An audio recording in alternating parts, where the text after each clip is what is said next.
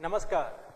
योग परिचय कार्यक्रम के 12वें अभ्यास सत्र में आप सबका हार्दिक स्वागत है। तो आइए इस अभ्यास सत्र का आरंभ हम प्रार्थना से करते हैं। प्रार्थना के लिए किसी भी ध्यानात्मक आसन में बैठ जाइए। सुखासन, अर्ध पद्मासन व पद्मासन। दोनों हाथों को परस्पर नमस्कार मुद्रा में जोड़ेंगे। आंखें कोमलता से बंद कीजिए। एक बार लंबा गहरा श्वास, ओम का उच्चारण, तत्पश्चात प्रार्थना।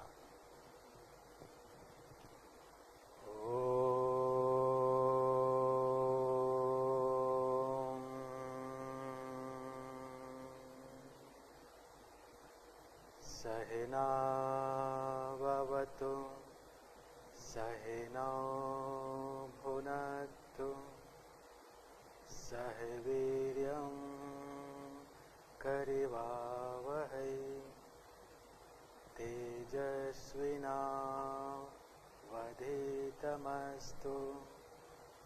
मा विद्विषावहै। ओम शांति शांति शांति। धीरे से दोनों हाथ की हथेलियों को आंखों के ऊपर रखें और धीरे से पुनः चेहरे पर से हाथ लाते हुए आंखें खोल लीजिए। तो आइए चालन क्रिया के अभ्यास के लिए आप अपने स्थान पर खड़े हो जाइए। चालन क्रिया शरीर को लचीला बनाने में सहायक है। पैरों में 2 इंच का अंतर रखें। शरीर को शिथिल कीजिए, हाथों को ढीला छोड़िए। आंखें बंद करेंगे व चालन क्रिया के अभ्यास के लिए अपने शरीर व मन को तैयार करेंगे। चलिए आंखें खोलिए। दोनों हाथों को कमर के ऊपर रखिए। 4 उंगली बाहर की तरफ और अंगूठे पीछे की तरफ रहेंगे। चालन क्रिया में सबसे पहले ग्रीवा चालन का अभ्यास करेंगे। श्वास भरें। श्वास छोड़ते हुए गर्दन को आगे की तरफ झुकाइए। श्वास भरते हुए गर्दन को पीछे ले जाइए। गर्दन के अग्रभाग में होने वाले खिंचावों को महसूस करें। श्वास भरें और श्वास छोड़ते हुए गर्दन को आगे झुकाएं और गर्दन के पिछले हिस्से पर जो खिंचाव हो रहा है उसे महसूस करें। पुनः श्वास भरते हुए गर्दन पीछे ले जाइए और श्वास छोड़ते हुए मध्य में आ जाइए। अब गर्दन को बाईं व दाईं ओर झुकाने का अभ्यास। श्वास भरिए। श्वास छोड़ते हुए गर्दन को दाईं ओर झुकाइए। श्वास भरते हुए मध्य में आइए। श्वास छोड़ते हुए बाईं तरफ जाइए। श्वास भरते हुए मध्य में आइए। श्वास छोड़ते हुए दाहिने तरफ झुकाइए। श्वास भरते हुए मध्य में आइए। श्वास छोड़ते हुए बाईं तरफ जाइए और दाहिनी तरफ गर्दन में जो खिंचाव हो रहा है उसे महसूस करें। श्वास भरते हुए मध्य में आए। श्वास छोड़ते हुए दाहिनी तरफ जाए। बाईं तरफ गर्दन में जो खिंचाव हो रहा है उसे महसूस करें। श्वास भरते हुए मध्य में आए। श्वास छोड़ते हुए बाईं तरफ जाएं। अब श्वास भरते हुए मध्य में आ जाएं। अब गर्दन को दाईं व बाईं ओर मोड़ने का अभ्यास। श्वास भरें। श्वास छोड़ते हुए गर्दन को दाहिने तरफ मोड़िए। श्वास भरते हुए मध्य में आइए। श्वास छोड़ते हुए गर्दन को बाईं तरफ मोड़िए। श्वास भरते हुए मध्य में आइए। श्वास छोड़ते हुए दाहिने तरफ जाइए और गर्दन के बाईं तरफ जो खिंचाव हो रहे हैं उसे महसूस करें। श्वास भरते हुए मध्य में आए, श्वास छोड़ते हुए बाईं तरफ जाए। श्वास भरते हुए मध्य में आइए, श्वास छोड़ते हुए दाहिनी तरफ जाइए। श्वास भरते हुए मध्य में आइए, श्वास छोड़ते हुए बाईं तरफ गर्दन को मोड़िए और श्वास भरते हुए मध्य में आ जाइए। ग्रीवा चालन की अगली क्रिया गर्दन को गोलाकार घुमाने का अभ्यास। जिन व्यक्ति को गर्दन में किसी प्रकार की दर्द है वो इस क्रिया का अभ्यास ना करें। श्वास भरें, श्वास छोड़ते हुए ठुड्डी को कंठकूप से लगाएं। पुनः श्वास भरते हुए गर्दन को घड़ी की दिशा में गोलाकार घुमाएं। श्वास छोड़ते हुए गर्दन को नीचे लाएं। इसी अभ्यास को 3 बार दोहरा जाएं। श्वास छोड़ते हुए नीचे, श्वास भरें, श्वास छोड़ते हुए नीचे लाएं। अब इसी क्रिया को विपरीत दिशा से 3 बार दोहराएं। श्वास भरिए, श्वास छोड़िए, श्वास भरिए, श्वास छोड़िए। अंतिम बार श्वास भरिए और श्वास छोड़ दीजिए। मध्य में आए, श्वास छोड़ते हुए गर्दन सीधा करें और हाथों को पूर्ववत स्थिति में ले आए। आंखों को बंद कीजिए और इस क्रिया का प्रभाव जो आपके ग्रीवा पर हुआ है उसे महसूस करें।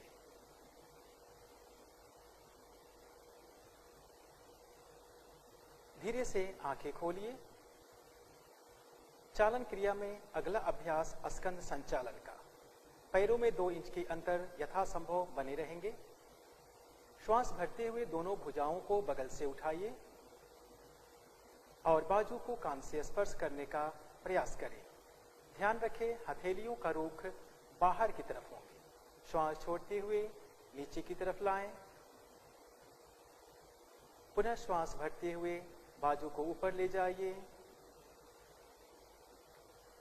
श्वास छोड़ते हुए नीचे आइए। श्वास भरते हुए ऊपर जाइए। श्वास छोड़ते हुए नीचे आ जाइए। विश्राम। आंखें बंद करेंगे और स्कंद संचालन के प्रभाव को महसूस करेंगे।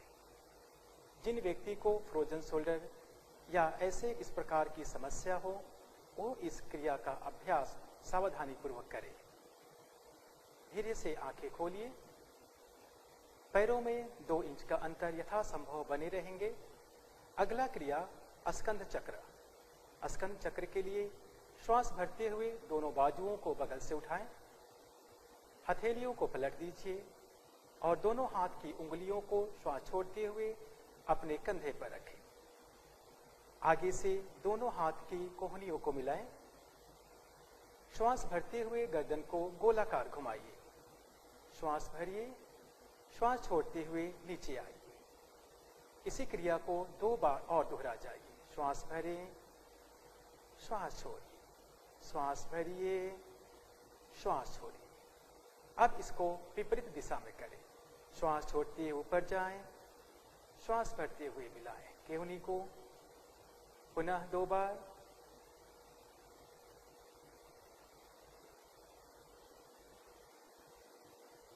वापस आइए। कंधों को सीधा करिए और धीरे से वापस आ जाइए। पूर्व की स्थिति में आंखें बंद करेंगे और इस क्रिया के प्रभाव को महसूस करें। यह स्कंद संचालन की क्रिया है। इससे हमारे स्कंद की जोड़ लचीला होता है, वह मजबूत होता है। धीरे से आंखें खोलिए। अगला क्रिया कटी चालन के लिए दोनों पैरों में 2 से 2.5 फीट का अंतर करें। श्वास भरते हुए दोनों बाजुओं को सामने की तरफ से ऊपर उठाइए। श्वास छोड़ते हुए पीछे झुकिए। श्वास भरते हुए मध्य में आए और श्वास छोड़ते हुए आगे झुके। यह कटी चालन क्रिया है। जो व्यक्ति कमर दर्द से ग्रसित हैं वो इस क्रिया का अभ्यास न करें। पुनः एक बार इस क्रिया को दोहराएं। श्वास भरते हुए ऊपर आए, श्वास छोड़ते हुए पीछे झुकिए, श्वास भरते हुए मध्य में आए, श्वास छोड़ते हुए आगे झुके, श्वास भरते हुए ऊपर उठिए, श्वास छोड़ते हुए पीछे की तरफ झुके, श्वास भरते हुए मध्य में आए और श्वास छोड़ते हुए आगे झुक जाए। कटी चालन की क्रिया हमारे कमर को लचीला बनाने में सहायक है। श्वास भरते हुए ऊपर आ जाएं और श्वास छोड़ते हुए दोनों बाजुओं को बगल से पूर्व की स्थिति में लाएं। पैरों को मिला लीजिए, आंखें बंद करें और इस क्रिया के प्रभाव को महसूस करें। कटी चालन की अगली क्रिया के लिए आंखें खोलिए और दोनों पैरों में अपने कंधे इतना अंतर करें। श्वास भरते हुए दोनों बाजुओं को सामने की तरफ से उठाएं, कंधे की बराबर में, हथेलियां आमने सामने रहेंगी। श्वास भरें और श्वास छोड़ते हुए दाहिने तरफ मुड़ें।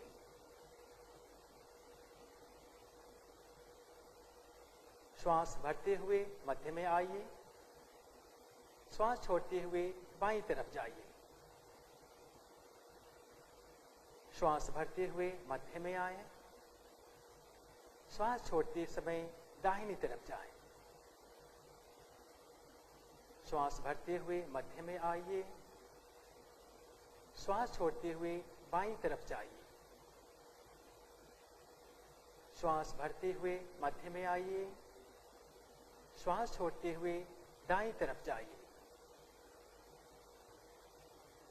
श्वास भरते हुए मध्य में आइए, श्वास छोड़ते हुए बाईं तरफ जाइए। श्वास भरते हुए मध्य में आए और श्वास छोड़ते हुए हाथों को नीचे कर लीजिए। पूर्व स्थिति में पैरों को मिलाइए, आंखें बंद कीजिए और इस कटी चालन की क्रिया का जो प्रभाव आपके कटी प्रदेश पर हुआ है उसे महसूस करें। यह क्रिया कटी को लचीला बनाता है व साथ ही साथ कटी को मजबूत करने में भी सहायक है। धीरे से आंखें खोलिए। चालन क्रिया का अगला अभ्यास में घुटना चालन, और घुटना चालन के लिए अपने पैरों में कंधे इतना अंतर करें। श्वास भरते हुए दोनों बाजुओं को कंधे के स्तर तक उठाएं। हथेलियां जमीन की तरफ रहेगी। श्वास भरें और श्वास छोड़ते हुए घुटना मोड़ते हुए बैठने की स्थिति में आ जाइए। श्वास भरते हुए वापस आए, श्वास छोड़ते हुए पुनः नीचे बैठे। श्वास भरते हुए वापस आए, श्वास छोड़ते हुए बैठ जाए और श्वास भरते हुए वापस आए और अपने दोनों बाजुओं को पूर्व की स्थिति में ले आए। आंखें बंद करें। यह घुटना चालन की क्रिया है। यह घुटना को मजबूत बनाता है, परंतु जो व्यक्ति घुटने के दर्द से ग्रसित हैं वो इस क्रिया का अभ्यास ना करें। धीरे से आंखें खोलिए और अब हम चालन क्रियाओं के बाद योगासन का अभ्यास करेंगे। योगासन के लिए सबसे पहला अभ्यास हम तारासन का करेंगे। इसके लिए आप दिशा परिवर्तन करें। पैरों में 2 इंच का अंतर रखिए। श्वास भरते हुए दोनों बाजुओं को सामने की तरफ से उठाएं। दोनों हाथ की उंगलियों को फंसा दीजिए और हथेलियों को पलट दीजिए। श्वास भरते हुए दोनों हाथों को ऊपर की तरफ उठाइए। सामान्य श्वास प्रश्वास रखिए और अपने शरीर को पहले जांच लीजिए। आपका शरीर पैर से हाथ तक एक सीध में होना चाहिए। अब श्वास भरें, श्वास भरते हुए अपने एड़ियों को जमीन से उठाइए। श्वास छोड़ते हुए सामान्य श्वास प्रश्वास में इस आसन में बने रहें। यह ताड़ासन है। श्वास छोड़ते हुए एड़ियों को जमीन पर लाएं और हाथों को पूर्व की स्थिति में ले आइए। आंखें बंद करें और इस आसन के प्रभाव को महसूस करें।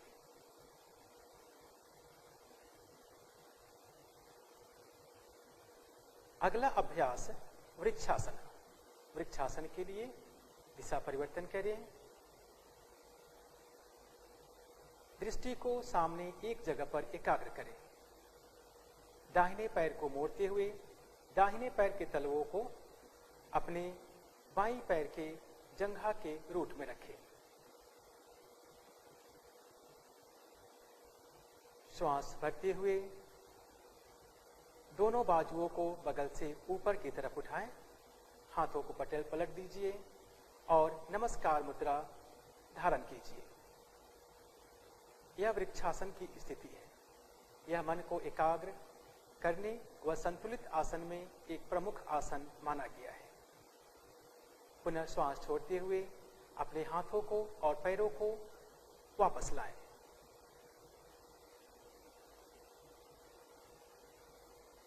अब इसी आसन का अभ्यास दूसरे पैर से कर जाइए। श्वास छोड़ते हुए बाएं पैर को मोड़िए और बाएं पैर के तलवों को दाहिने पैर की जंघा के रूट में रखें। श्वास भरते हुए दोनों बाजुओं को ऊपर की तरफ उठाएं, हथेलियों को पलटें और नमस्कार मुद्रा धारण करें। सामान्य श्वास प्रश्वास में इस आसन में बने रहें।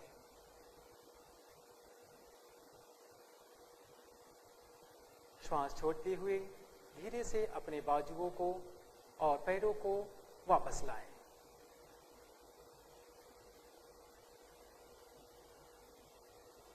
आंखें बंद कीजिए और इस वृक्षासन के प्रभाव को महसूस करें।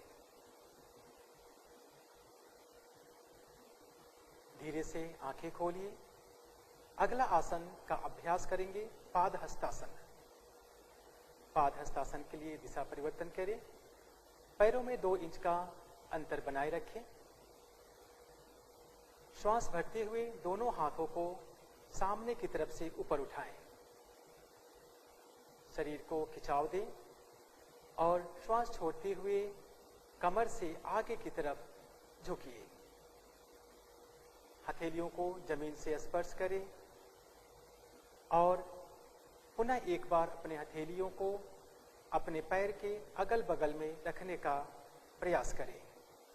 माथा को घुटने से लगाने का प्रयास कीजिए व घुटने से नीचे तक जाने का भी प्रयास करें।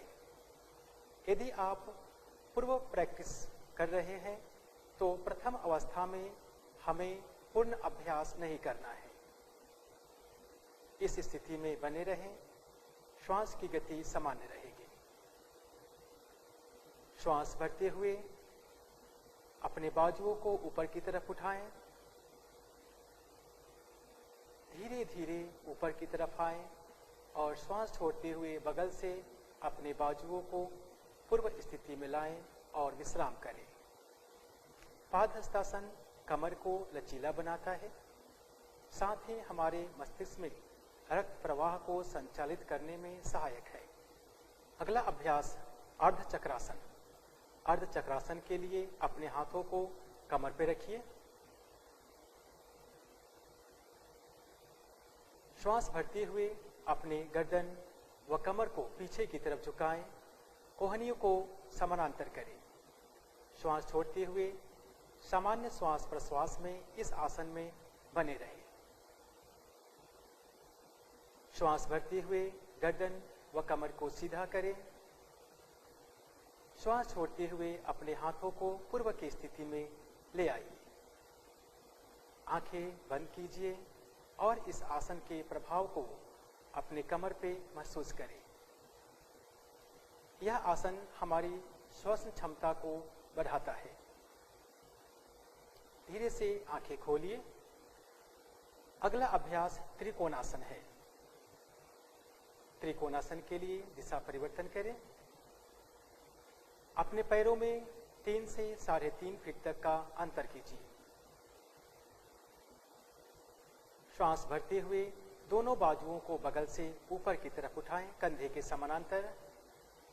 श्वास छोड़ते हुए दाहिने पैर को बाहर की तरफ निकालिए।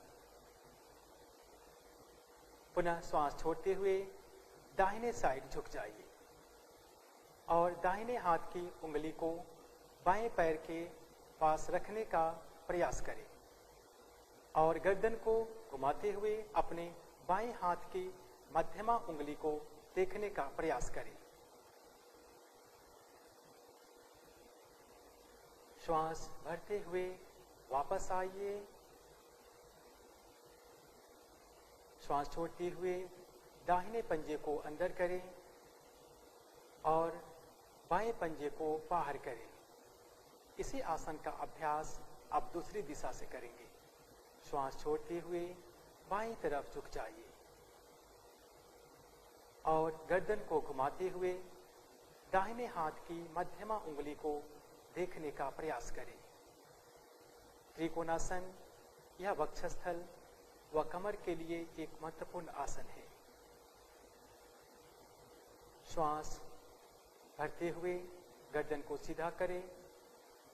श्वास छोड़ते हुए पैर व हाथों को वापस पूर्व की स्थिति में ले आइए। आंखें बंद कीजिए और इस आसन के प्रभाव को महसूस करें।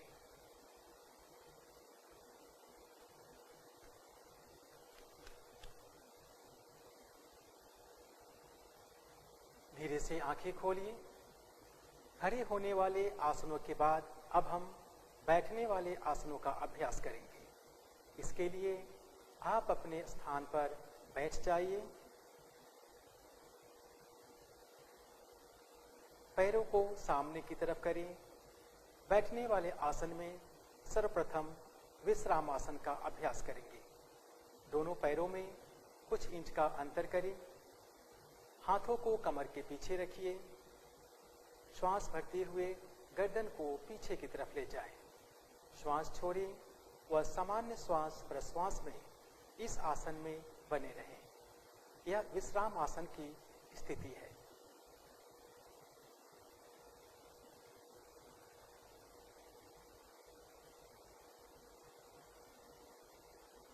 धीरे से आंखें खोलें और गर्दन को सीधा कर लीजिए। हाथों को वापस लाएं और अगले अभ्यास के लिए तैयार करेंगे। अगला अभ्यास है दंडासन। इसके लिए आप अपने घुटने व पैरों को मिलाएं। अपने हथेलियों को अपने नितंब के अगल बगल में रखें। कमर और गर्दन सीधी हो, इसकी जांच करें। आंखें बंद कीजिए और इस आसन को जो प्रभाव आपके नितंब, आपके काफ मसल्स पे हो रहा है, उसे महसूस करें। धीरे से आंखें खोलिए। अगला आसन भद्रासन। भद्रासन के लिए आप घुटनों को मोड़ते हुए अपने पैर के पंजों को मिला दीजिए। दोनों हाथ की उंगलियों को फंसाते हुए पैर के पंजों को पकड़ लीजिए। यथासंभव अपने पैर को, पंजों को और अंदर की तरफ खिंचाव दें और कमर गर्दन सीधी कर लें। यह भद्रासन की स्थिति है। यह आसन पैल्विक एरिया के लिए बहुत ही महत्वपूर्ण आसन है। आंखें बंद करें। धीरे से आंखें खोलिए और पुनः पैरों को सीधा करके विश्राम आसन की स्थिति में आ जाइए।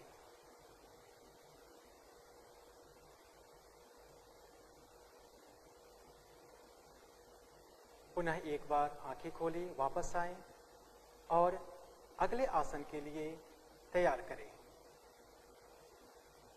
दंडासन की स्थिति। दोनों पैर के घुटने व पंजों को मिलाएं। दोनों हथेलियों को नितंब के अगल बगल में रखिए। कमर व गर्दन को सीधा कर लीजिए। दृष्टि सामने की तरफ। यह दंडासन की स्थिति है।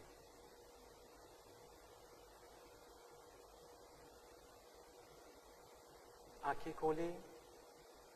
दंड आसन के बाद अगला आसन वज्रासन। वज्रासन के लिए आप दाहिने पैर के घुटनों को मोड़ करके अपने दाहिने नितंब के नीचे रखिए। इसी प्रकार से बाएं पैर के घुटनों को मोड़िए और बाएं नितंब के नीचे रखें। ध्यान रहे दोनों पैर के अंगूठे आपस में स्पर्श हो, कमर गर्दन सीधी हो, घुटने मिले हुए हो और अब दोनों हाथों को अपने घुटने के ऊपर रख लीजिए। कमर गर्दन सीधी है, आंखें बंद कीजिए। यह वज्रासन की स्थिति है।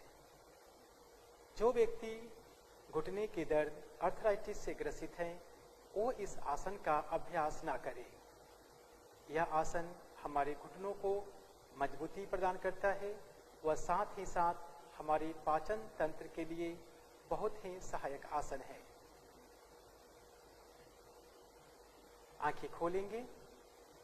वज्रासन के बाद अगला अभ्यास अर्ध उष्ट्रासन। अर्ध उष्ट्रासन के लिए आप अपने घुटने पर खड़े हो जाइए। घुटने व पंजों में कुछ इंच की दूरी बनाएं। दोनों हाथों को कमर के ऊपर रखिए, उंगलियां नीचे की तरफ। दोनों केहनियों को समानांतर करें। श्वास भरते हुए कमर व गर्दन को पीछे की तरफ झुकाएं। श्वास छोड़ते हुए सामान्य स्थिति में बने रहें। श्वास की गति सामान्य रहे। यह अर्ध उष्ट्रासन है। श्वास भरते हुए कमर व गर्दन को सीधा करें और श्वास छोड़ते हुए वज्रासन की स्थिति में बैठ जाइए।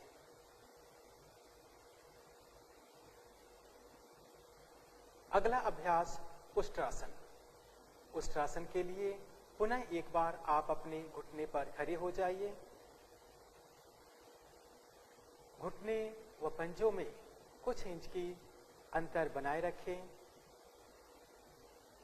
श्वास भरते हुए कमर व गर्दन को पीछे ले जाइए व दाहिने हाथ से दाहिने पैर के तलुओं को पकड़िए।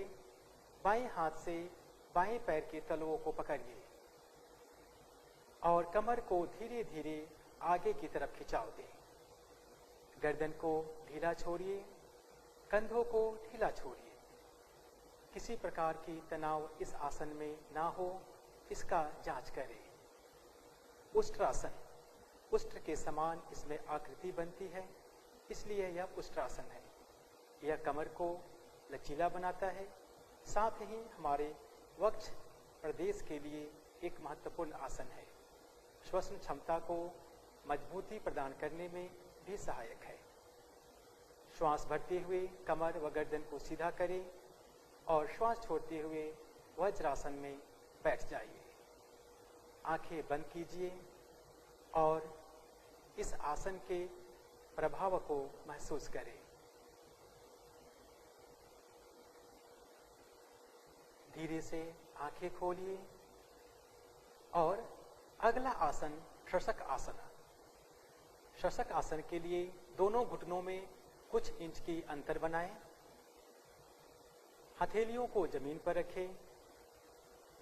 श्वास भरिए और श्वास छोड़ते हुए बिना नितंब उठाए आगे की तरफ अपने छाती व ठुड्डी को जमीन से लगाने का प्रयास करें। यह शशक आसन की स्थिति है। शशक आसन तनाव व घबराहट को दूर करने में सहायक है। सामान्य श्वास प्रश्वास में बने रहेंगे। श्वास भरते हुए धीरे से वापस आएं और श्वास छोड़ते हुए घुटनों को मिलाएं और वज्रासन की स्थिति में विश्राम करें।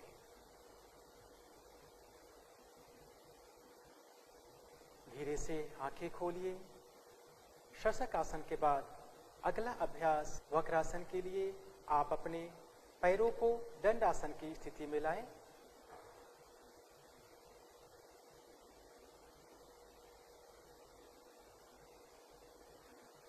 वक्रासन हमारे मेरुदंड को मोड़ने का एक महत्वपूर्ण आसन है। यह आसन हमारे पेट व छाती के लिए अच्छा आसन बताया गया है।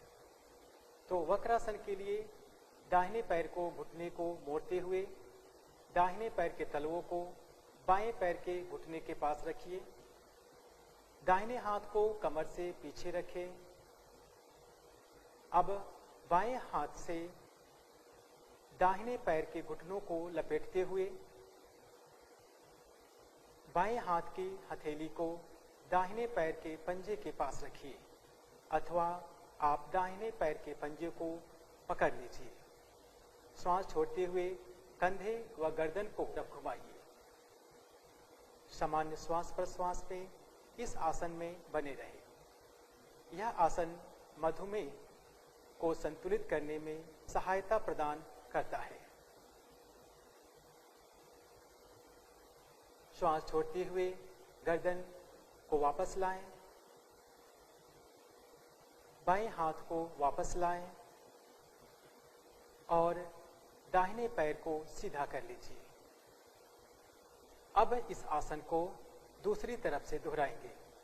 बाएं पैर के घुटनों को मोड़िए और बाएं पैर के पंजों को दाहिने पैर के घुटने के नजदीक रखें। अब बाएं हाथ को नितंब के पीछे रखिए। दाहिने हाथ से बाएं पैर के घुटनों के ऊपर से लपेटिए व दाहिने हाथ से बाएं पैर के पंजों को पकड़ लीजिए, अथवा बाएं पैर के पंजे के समीप रखिए। श्वास छोड़ते हुए कंधे व गर्दन को मोड़ दीजिए।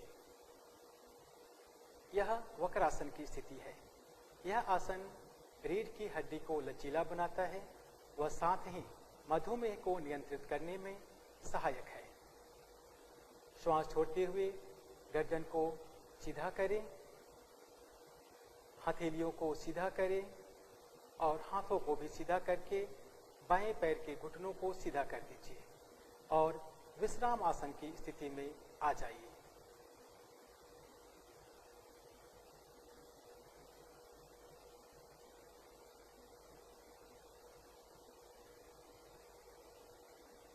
अब हम लेटने वाले आसनों का अभ्यास करेंगे। विश्राम आसन से वापस आएं और पेट के बल लेट जाइए।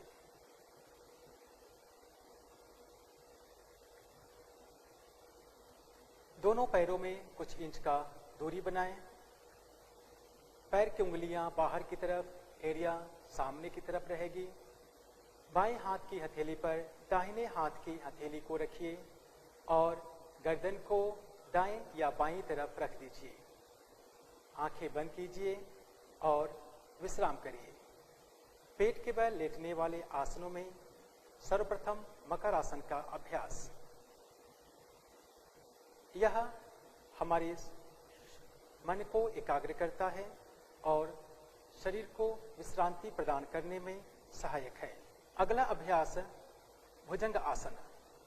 भुजंग आसन के लिए दोनों पैरों को मिलाइए, गर्दन को सीधा करें व दोनों हाथों को सामने की तरफ खिंचाव दीजिए।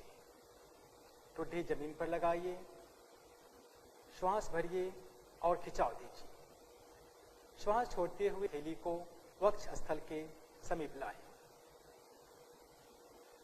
ठुड्डी जमीन से लगा हुआ हो, पैर के घुटने व पंजे आपस में मिले हो। श्वास भरते हुए अपने ठुड्डी व छाती को नाभि स्थल तक उठाने का प्रयास करें और श्वास छोड़ते हुए सामान्य श्वास प्रश्वास में इस आसन में बने रहें। यह आसन श्वसन क्षमता को सुधारता है, पेट की चर्बी को घटाता है व साथ ही कब्ज से राहत देने में सहायक है। धीरे से श्वास छोड़ते हुए वापस आएं और मकर आसन में विश्राम करें। अगला अभ्यास शलभासन। दोनों पैर के पंजों को पुनः एक बार मिलाएं, गर्दन को सीधा करें, दोनों हाथों को सामने की तरफ से खिंचाव दीजिए। श्वास भरते हुए पैर व हाथों में खिंचाव दें। श्वास छोड़ते हुए अपने हाथों को अपनी जंघा के पास लाएं। हथेलियों का रुख जमीन की तरफ, ठुड्डी जमीन से स्पर्श करता हुआ, पैर व घुटने आपस में मिले हुए। श्वास भरते हुए दोनों पैरों को ऊपर की तरफ उठाएं और श्वास छोड़ते हुए सामान्य श्वास प्रश्वास में इस आसन में बने रहें। यह शलभासन है। श्वास छोड़ते हुए धीरे से पैरों को वापस लाएं और मकर आसन में विश्राम करें। शलभासन यह साइटिका तथा पीठ दर्द में आराम दिलाने में सहायक है। जो व्यक्ति शलभासन का अभ्यास नहीं कर सकते वो अर्ध शलभासन का अभ्यास कर सकते हैं। पीठ के बल लेटने वाले आसनों के पश्चात अब हम पीठ के बल लेटने वाले आसनों का अभ्यास करेंगे। इसके लिए दाईं या बाईं करवट लेकर पीठ के बल लेट जाइए।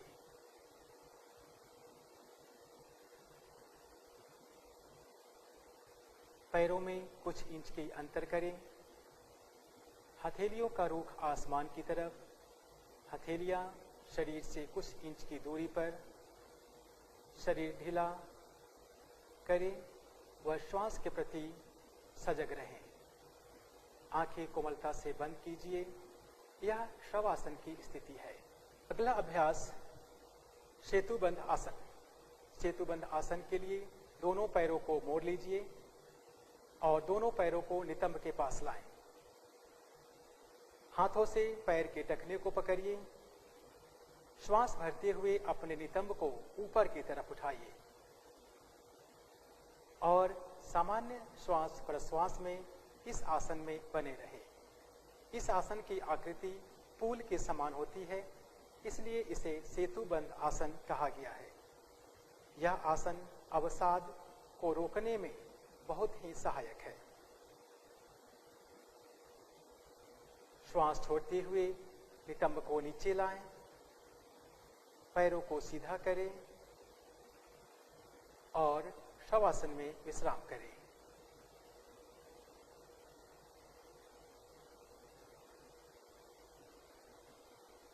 पुनः एक बार पैरों को मिलाइए। अगला अभ्यास उत्तान पाद आसन। उत्तान पाद आसन के लिए पैर के घुटने व पंजे आपस में मिले हुए हो। हथेलियां जंघा के पास जमीन की तरफ रहेगी।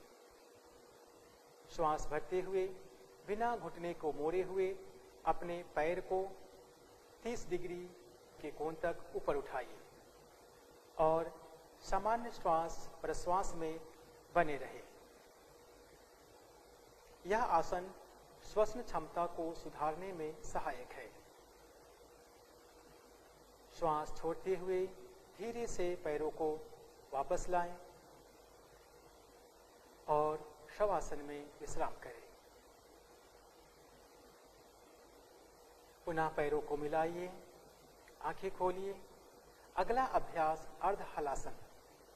अर्ध हलासन के लिए श्वास भरते हुए बिना घुटने को मोड़े हुए अपने दोनों पैरों को 90 डिग्री के कोण तक ऊपर की तरफ उठाइए और सामान्य श्वास प्रश्वास में बने रहें। यह अर्ध हलासन की स्थिति है। यह आसन उच्च रक्तचाप वाले व्यक्तियों के लिए महत्वपूर्ण माना गया है।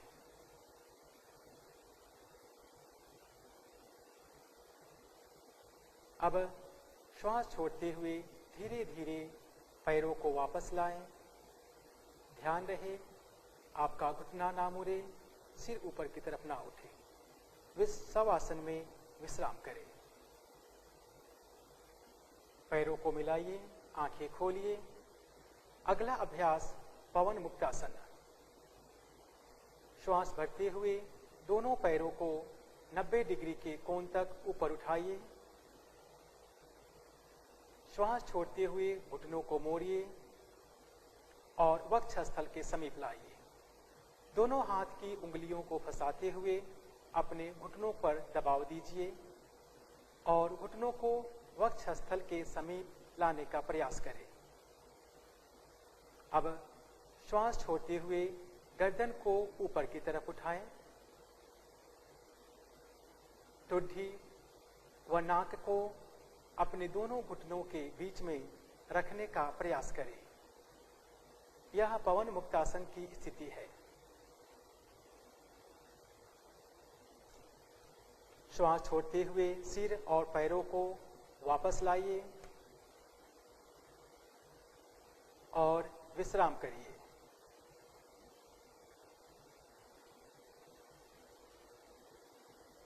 यह आसन पाचन तंत्र को मजबूत बनाने में सहायक है। शवासन के लिए पैरों व हाथों में उचित दूरी बनाएं। हथेलियां आसमान की तरफ खुला रखें। आंखें बंद कीजिए। गहरा लंबा श्वास लीजिए और धीरे धीरे श्वास छोड़िए। गहरा लंबा श्वास लीजिए और धीरे धीरे श्वास छोड़िए। शरीर के प्रत्येक अंग के प्रति सजगता का भाव रखें और शिथिल हो जाइए।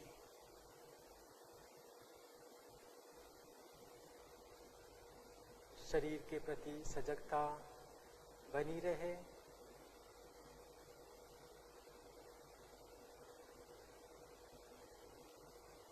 सभी आसनों के बाद शवासन का अभ्यास करके ही हम उन आसनों का पूर्ण लाभ ले सकते हैं। शवासना योग आसनों में एक प्रमुख आसन माना गया है। यह मन को एकाग्र व मन को शांत करता है, शरीर को शिथिलता प्रदान करता है।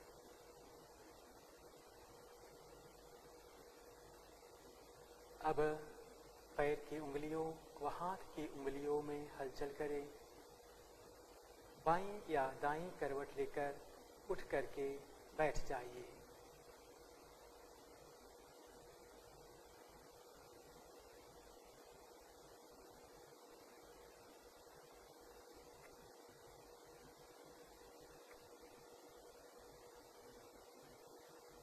किसी भी ध्यानात्मक आसन में आप बैठ जाइए। चालन क्रिया व योगासन के पश्चात अब हम प्राणायाम का अभ्यास करेंगे। प्राणायाम में सर्वप्रथम कपालभाति क्रिया का अभ्यास करने के लिए तैयार हो जाइए। कमर गर्दन सीधी, दोनों हाथ घुटने पर ज्ञान मुद्रा में रखें। आंखें कोमलता से बंद रहेगी। कपालभाति का 2 चक्र का अभ्यास करेंगे। पहले चक्र में 30 चक्र और दूसरे में भी हम 30 चक्र का अभ्यास करेंगे। पहले चक्र में 30 आवृत्ति व दूसरे चक्र में भी 30 आवृत्ति का अभ्यास करेंगे। श्वास भरें व श्वास छोड़ते हुए अपनी उदर की मांसपेशियों को अंदर की तरफ खिंचाव दें और प्रयास करें 1 सेकंड में 1 आवृत्ति हो। सामान्यतः आप 1 सेकंड में 2 आवृत्ति भी कर सकते हैं, परंतु यहाँ पर हम 1 सेकंड में 1 आवृत्ति करेंगे जो 30 चक्र का होगा। लंबा श्वास भरें, श्वास छोड़िए।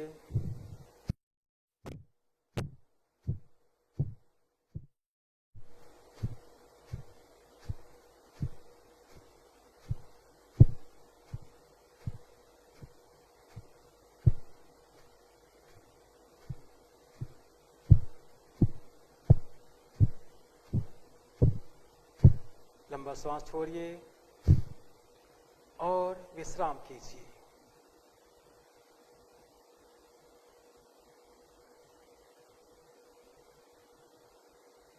एक बार दूसरे चक्र के लिए लंबा श्वास लीजिए, श्वास छोड़िए और उदर की मांसपेशियों पर दबाव डालते हुए चक्र का अभ्यास करें।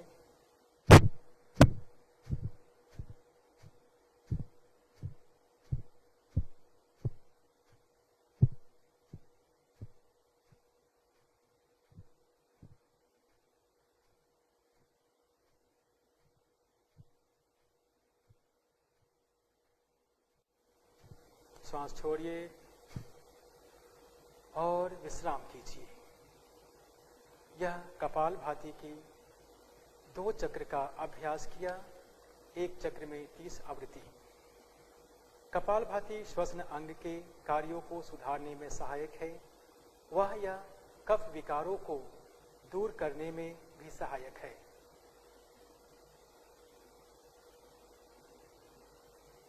कपालभाति के अभ्यास से जो प्रभाव आपके शरीर व मन व श्वास पे आया है उसे महसूस करें और शांति का अनुभव कीजिए।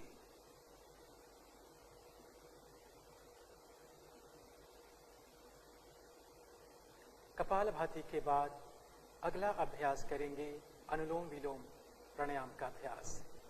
इसके लिए बाईं हाथ ज्ञान मुद्रा में बनी रहेगी, आंखें बंद रहेंगी। दाहिने हाथ से प्राणायाम नासाग्र मुद्रा बनाएं और दाहिने हाथ के अंगूठे से दाहिने नासारंध्र को बंद करें। बाईं नासारंध्र से धीरे धीरे श्वास भरें। बाईं नासारंध्र को बंद करें और दाहिने नासारंध्र से धीरे धीरे प्रश्वास करें। पुनः दाहिने नासारंध्र से श्वास भरें और बाईं नासारंध्र से धीरे धीरे प्रश्वास करें। यह अनुलोम विलोम का एक चक्र है। ऐसे 4 चक्र का अभ्यास करें। ध्यान रहे अभ्यास करते समय आपके श्वास व प्रश्वास की गति लंबा, गहरा, धीमा व लयबद्ध होना चाहिए। हर श्वास और प्रश्वास के प्रति सजग रहें। श्वास लयबद्ध हो इसका ध्यान रखें।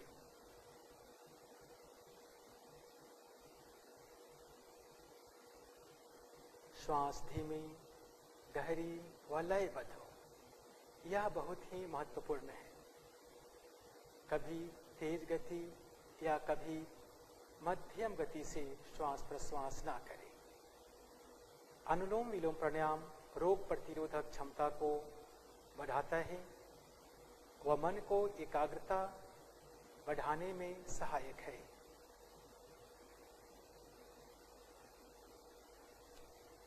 प्रथम अवस्था में श्वास प्रश्वास की गति अपनी क्षमता के अनुसार करें। तत्पश्चात दीर्घकालीन अभ्यास करने के बाद श्वास प्रश्वास की गति को लंबा और लंबा करने का प्रयास करते जाना है। 4 चक्र पूरा होने के पश्चात बाईं नासारंध्र से प्रश्वास कर इस अनुलोम विलोम प्राणायाम का समापन करेंगे। ध्यान रहे जब भी आप अनुलोम विलोम प्राणायाम का समापन करें तो बाईं नासारंध्र से प्रश्वास करके ही आप अनुलोम विलोम का समापन करें ताकि संपूर्ण चक्र हो सके। इस प्राणायाम के प्रभाव को अपने मन के ऊपर, श्वास के ऊपर जो प्रभाव आपने किया है, जो देखा है, उसे महसूस करें।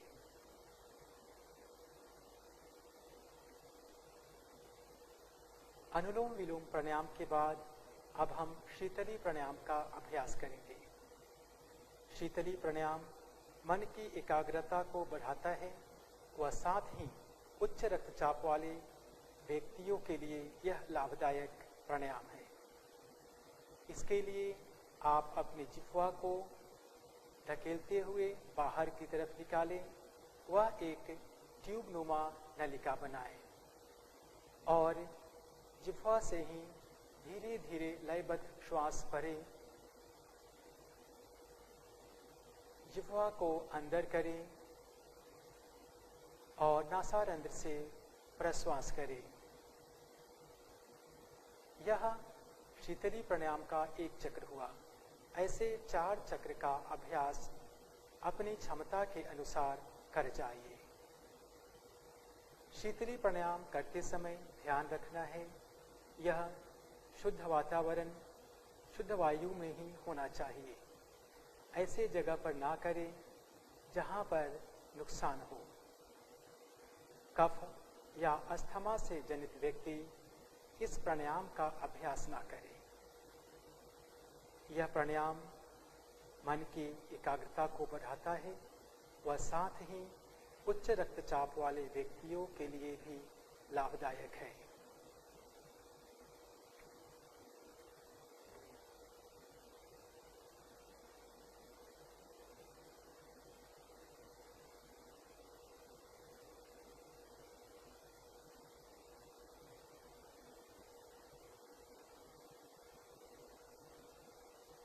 चार चक्र पूर्ण होने के बाद आप इस प्राणायाम को समापन करेंगे।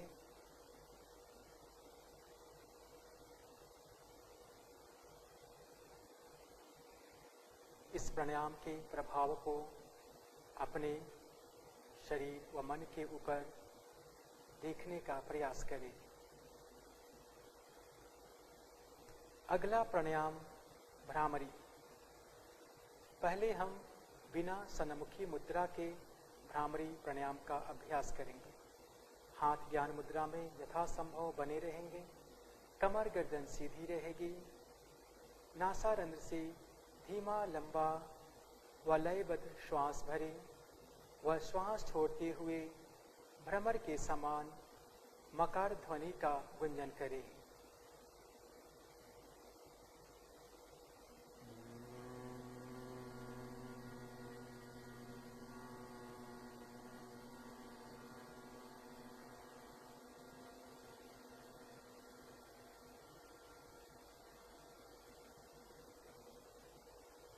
लंबे गहरी श्वास लीजिए और श्वास छोड़ते हुए भ्रमर के समान मकार ध्वनि का गुंजन कीजिए।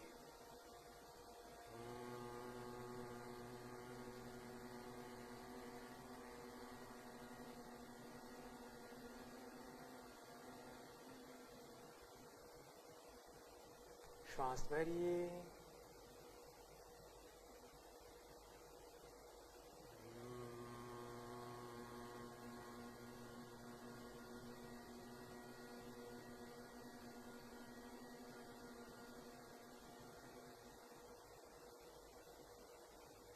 फिर से एक बार श्वास भरिए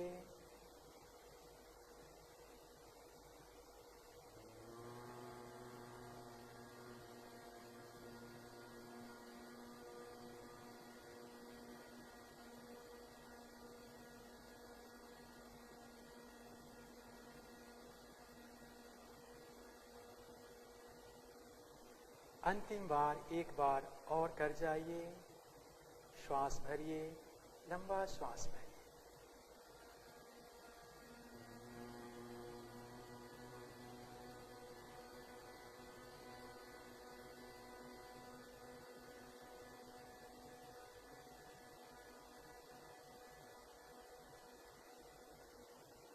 विश्राम करिए। यह प्राणायाम तनाव को दूर करने में सहायक है। अब इसी प्राणायाम को हम शनामुखी मुद्रा के साथ करेंगे। शनामुखी मुद्रा के लिए शनामुखी मुद्रा धारण करें।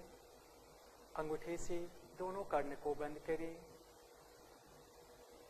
और तर्जनी उंगली को आंख के ऊपर, मध्यमा को दोनों नासारंध्र के अगल बगल में रखिए। अनामिका उंगली को ऊपरी ओर पर और छोटी उंगली को निचली ओर पर रखें।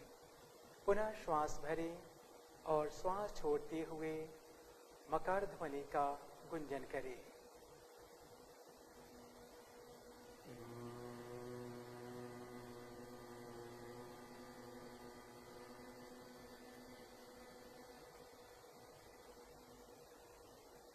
फिर से श्वास लीजिए और इसी प्राणायाम को दोहराइए।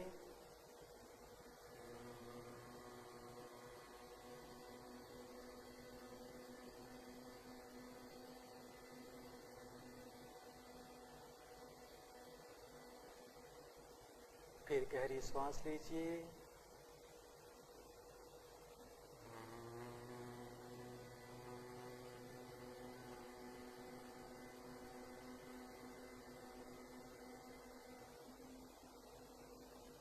श्वास भरिए।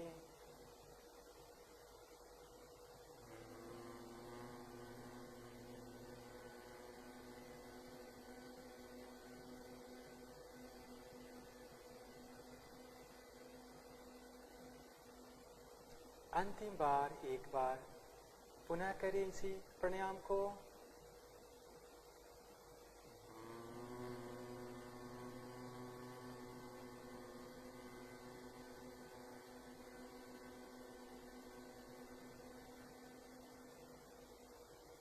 विश्राम करें। शनमुखी मुद्रा से वापस आएं और दोनों हाथों को घुटने पर ज्ञान मुद्रा में रख लीजिए। इस भ्रामरी प्राणायाम से जो आपके मस्तिष्क में जो मकार ध्वनि का गुंजन हुआ है, उस गुंजन को महसूस करें, उस ध्वनि को महसूस करें जो आपके मस्तिष्क में अभी हुआ है। यह तनाव को दूर करने में बहुत ही लाभदायक प्राणायाम है। हाथ ज्ञान मुद्रा में, कमर गर्दन सीधी, आंखें कोमलता से बंद रहेगी। अब हम ध्यान का अभ्यास करेंगे। ध्यान योग की एक महत्वपूर्ण अंग है। ध्यान के बिना हम योग की परिकल्पना भी नहीं कर सकते। ध्यान योग का सबसे जरूरी अंग है। यह मन को शांत रखता है और हमें आत्म अनुभूति की ओर ले जाता है। सर्वप्रथम अपने ध्यान को अपने शरीर के प्रति सजग करें, अर्थात आप जिस आसन में बैठे हैं उस आसन के प्रति सजग हो। प्रयास करें जब तक हम ध्यान का अभ्यास करें हमारे शरीर में किसी प्रकार की हलचल ना हो। ध्यान करते समय हमारे मन में अनेक प्रकार के विचार आते हैं। उन विचारों के प्रति सजग होना है। उन विचारों को आदर भाव से देखना है। उन विचारों को देखते समय मन में ऐसी स्थिति बिल्कुल ना लाएं जो आपको परेशान करे। जो विचार आपके मन मस्तिष्क में आ रहे हैं उन विचारों को सरल भाव से देखते जाइए। अब उन विचारों को वहीं पर छोड़ दीजिए और धीमी और गहरी श्वास लीजिए और गहरी और लयबद्ध श्वास को बाहर निकालिए। धीमी और गहरी श्वास लीजिए। धीमी व गहरी श्वास को छोड़िए। शुद्ध विचार और भावनाओं के प्रति सजग हो जाइए। अपने मन में शुद्ध विचार को धारण करिए। अपने मन में शुद्ध भाव को धारण करिए और उसके प्रति सजग हो जाइए। मेरे मन में शुद्ध विचार हैं, मेरे मन में शुद्ध भाव हैं, ऐसा विचार करिए।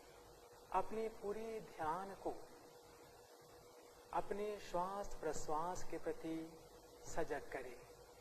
हमें आत्म अनुभूति की ओर ले जाता है। जब हमारे विचार हमारे भाव शुद्ध होंगे तो स्वयं ही हम आत्म अनुभूति की ओर जाएंगे। यही ध्यान का लक्ष्य है। और अब निर्विचार होने का प्रयास कीजिए। आपके विचार व भाव शुद्ध हो चुके, आपके हृदय में प्रणव का धारण है, तो अब निर्विचार हो जाइए। कोई विचार ना हो मन में, कोई विचार ना हो मन में, निर्विचार हो जाइए और ध्यान में लीन हो जाइए और ध्यान में लीन हो जाइए।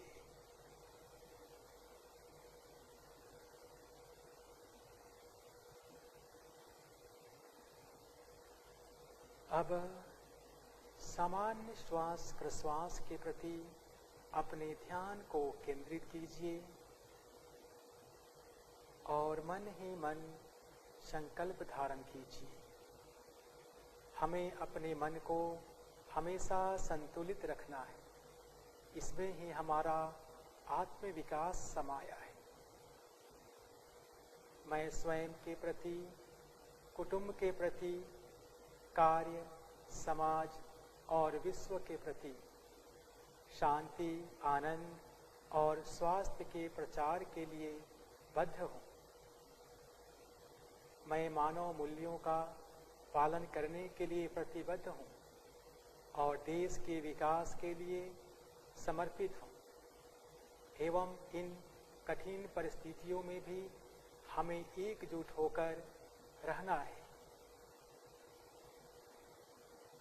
अब शांति पाठ के लिए नमस्कार मुद्रा धारण करें। एक ओमकार का उच्चारण, तत्पश्चात शांति पाठ।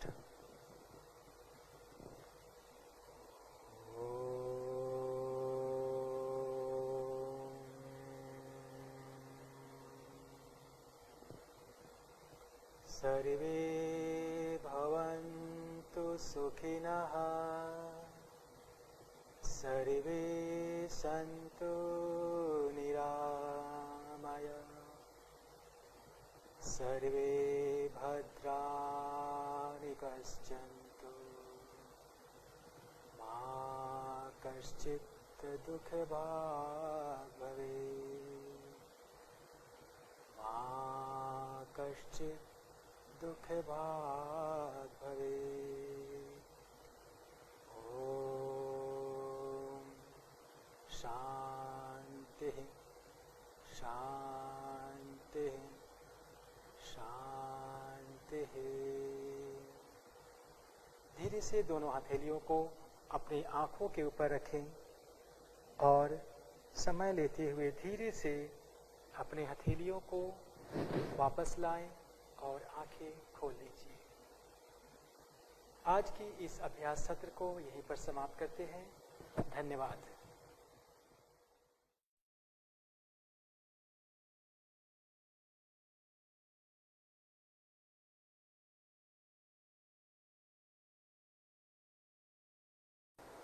नमस्कार।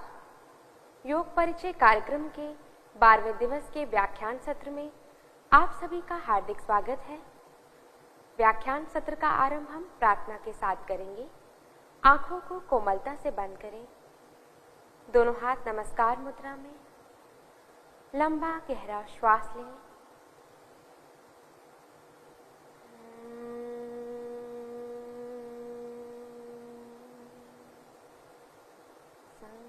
संगच्छध्वं संवदध्वं संवो मनांसि जानता।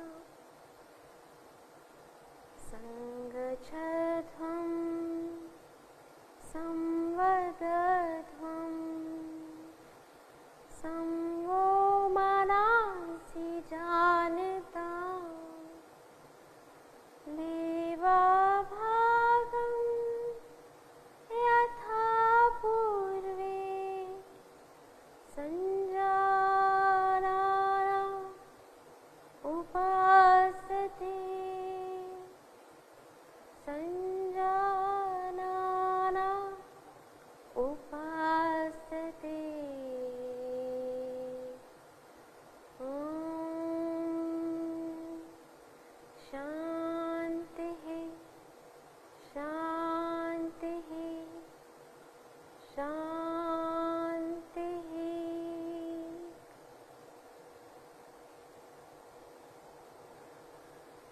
तो एक बार पुनः आप सभी का आज के व्याख्यान सत्र में हार्दिक स्वागत है।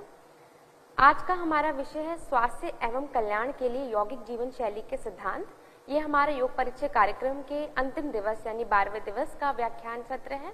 इससे पहले के व्याख्यान सत्र में हमने आसनों के सिद्धांत, प्राणायाम के सिद्धांत, ध्यान के बारे में, आहार के बारे में चर्चा की।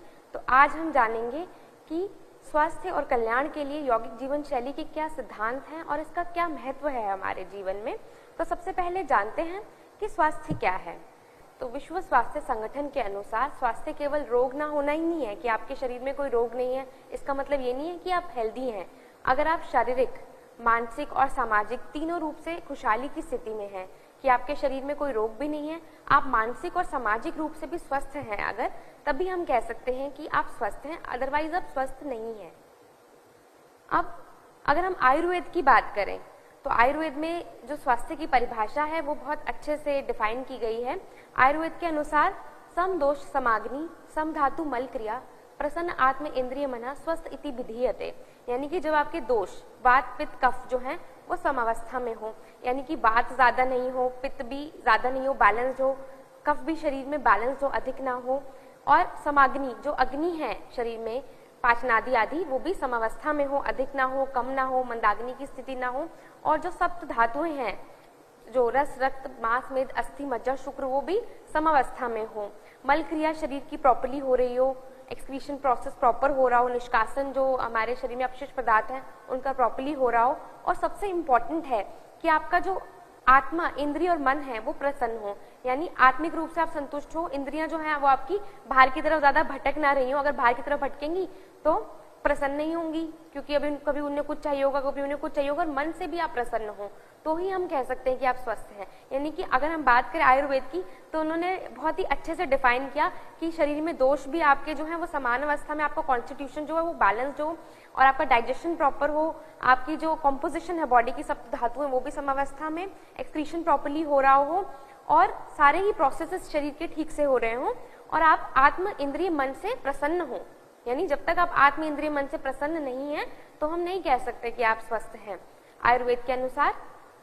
अब योग के अनुसार अगर हम बात करते हैं कि हठ योग प्रदीपिका की, तो उसमें क्लियरली मेंशन है कि शारीरिक स्वास्थ्य की क्या विशेषताएं हैं हठ सिद्धि के द्वारा प्राप्त होती हैं। वपुकृशत्वम वदने प्रसन्नता नाद सपुर्त्वम नयन सुनिर्मल आरोग्यता बिंदु जय अग्नि दीपनम नाड़ी विशुद्धि हठ सिद्धि लक्षणम, यानी जब आपका शरीर वपु कृशत्वम पतला हो, मतलब बहुत अधिक फैट ना हो, वसा ना हो शरीर में, वदने प्रसन्नता आपके मुख पे प्रसन्नता का भाव हो, नाद सपुर्त्वम आपकी वाणी जो है वो मधुर हो, नयन सुनिर्मल आपकी आंखों में तेज हो, निर्मल हो आपकी आंखें, आरोग्यता कोई आपको रोग ना हो, बिंदु जय आपने अपने बिंदु पर सेमन पे कंट्रोल हो आपका, अग्नि दीपनम प्रॉपर डाइजेशन हो, और नाड़ी विशुद्धि यानी आपकी जो नाड़ीज हैं, सूक्ष्म नाड़ियां हैं उनकी शुद्धि हो चुकी हो। यही हठ सिद्धि के लक्षण है, और यही एक स्वस्थ व्यक्ति के जो है वो लक्षण है हठ योग प्रदीपिका के अनुसार। जब आप हठ योग की सिद्धि कर लेते हैं, जब आप आसन प्राणायाम आदि अभ्यास करके, षटकर्म करके, तो आपके अंदर अपने आप ही लक्षण आ जाते हैं, यानी आप स्वास्थ्य को प्राप्त कर लेते हैं। अब हम ये तो हमने बात की शारीरिक स्वास्थ्य की। अगर हम मानसिक स्वास्थ्य की बात करें तो योग के अनुसार अगर आपका हृदय शुद्ध है, आपके हृदय से शुद्धि है, आपके मन में कोई बुरे विचार नहीं आते, आप अपने कार्यों में निपुण है, जो भी आपको कर्म मिला है करने के लिए इस जन्म में वो आप निपुणता से, कुशलता से कर रहे हैं, और इसके अलावा आप में अहंकार ना हो, ईगो ना हो, किसी भी चीज को लेकर, धन को लेकर या रूप रंग को लेकर या आपका जो स्टेटस है, पोजीशन है उसको लेकर आप में कोई अहंकार ना हो, और आपके अंदर भय ना हो किसी भी चीज का, आप किसी बात से डरे नहीं, क्रोध ना करें, क्रोध इनसे वीतराग भय क्रोध इनसे आप परे हो, और सभी प्राणियों का भला करने की आपके अंदर अगर इच्छा हो, आप चाहते हैं कि आप सभी का भला करें, सबका भला हो, ऐसा अगर आप भाव आपके मन में हो तो आप मानसिक रूप से स्वस्थ हैं, और आप समझने में दृढ़ हो, आप कोशिश करें कि आप हर चीज को समझना चाहते हो, आपके अंदर एक फर्म अंडरस्टैंडिंग हो, तो हम कह सकते हैं व्यक्ति जो है मानसिक रूप से भी स्वस्थ है।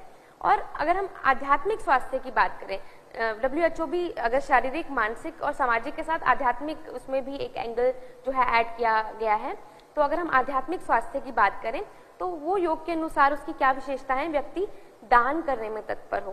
उसमें दान, आजकल क्या होता है लोग चीजें इकट्ठी करने लगते हैं, वो किसी को देना नहीं चाहते, पर जो व्यक्ति दूसरों को भी देना चाहे, दान, जो जरूरतमंद है उनको दान करने की जिसमें इच्छा हो, यानी वो आध्यात्म के पथ पे अग्रसर है, वो आध्यात्मिक रूप से स्वस्थ है, तप करने की जिसमें जो है शक्ति हो, तप कर सके, वो शौच, शारीरिक मानसिक रूप से जो है वो क्लीनलीनेस को फॉलो करे, अक्रोध, मतलब अननेसेसरली जो है वो क्रोध ना करे, क्रोध आए ना उसे, दम, उसका अपने सेंसेस पे कंट्रोल हो, अपने सेंसेस को कंट्रोल कर पाए, क्षमा कर पाए, क्षमा करे, अगर किसी से गलती हो उसे माफ कर पाए, मतलब ऐसे नहीं है कि बदला लेने की भावना हो, उसमें दया की भावना हो, सत्य, जो सत्य का पालन करे, ये बहुत जरूरी है कि सच, ट्रुथफुलनेस फॉलो करे, वो झूठ ना बोले। स्वास्थ्य और कल्याण की यौगिक अवधारणा क्या है? योग मानता है कि हम ये केवल फिजिकल बॉडी नहीं है, ये भौतिक शरीर ही नहीं है, हम कई गुना सार्वभौमिक प्रकृति के हैं। हमारे पंचकोश है, हमारे अस्तित्व को 5 पहलुओं में, 5 स्तरों में जो है हमारे उपनिषद में इसका वर्णन किया गया है, और त्रिशरीर हमें माना गया है कि एक हमारा स्थूल शरीर है, एक सूक्ष्म शरीर है, कारण शरीर है, और पंचकोश की अवधारणा है, जिससे हम समझ पाते हैं कि कैसे हमारा व्यक्तित्व बहुआयामी है, इसके कई आयाम हैं। इसमें अगर आप देखें तो स्थूल शरीर के अंतर्गत हमारा अन्नमय कोश, जो हमारा फिजिकल बॉडी अन्न से जो बना है, वो अन्नमय शरीर आता है, जिसको आप किससे उसको इम्प्रूव कर सकते हैं, आसन करके, और जो सूक्ष्म व्यायाम की क्रियाओं द्वारा जो है उस पर वर्क कर सकते हैं, उस पर कार्य कर सकते हैं, उसे इम्प्रूव कर सकते हैं। फिर हमारा सूक्ष्म शरीर के अंतर्गत हमारा प्राणमय कोश, जिसके अंतर्गत हमारे जो भी जितने भी प्रोसेसेस हैं, जैसे सर्कुलेशन हो रहा है बॉडी में, डाइजेशन हो रहा है, रेस्पिरेशन हो रहा है, वो इसके द्वारा होते हैं। आप इसकी फंक्शनिंग को कैसे इंप्रूव कर सकते हैं? प्राणायाम के द्वारा इंप्रूव कर सकते हैं। फिर हमारा मनोमय कोश आता है, जो हमारी इमोशनल शीट है, तो इसको आप किसके द्वारा इस पे वर्क कर सकते हैं? आप इसमें प्रत्याहार, जब आप अपनी इंद्रियों को कंट्रोल करें, क्योंकि मन में क्या होता है, नेगेटिव कभी विचार आ जाते हैं, कभी नेगेटिव भावनाएं आ जाती है, तो इसको आप कैसे कंट्रोल कर सकते हैं? प्रत्याहार द्वारा।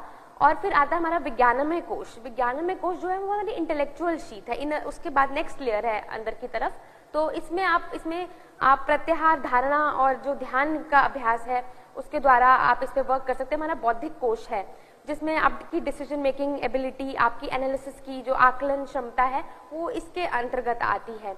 फिर हमारे कारण शरीर के अंतर्गत हमारा आनंदमय कोश आता है, जो हमारी ब्लिसफुल लेयर है, वो तभी आप वहां तक पहुंच सकते हैं। ये आपका इनरमोस्ट लेयर, आपका आत्मा, जो आपका रियल स्वरूप है, वो है जो कि आनंद रूप है, और यहाँ तक आप तभी पहुंच सकते हैं जब आपके बाकी सब जो कोश हैं वो आप प्यूरिफाई हो जाए प्रॉपर्ली, जो योग की विभिन्न प्रैक्टिसेस है उनके द्वारा।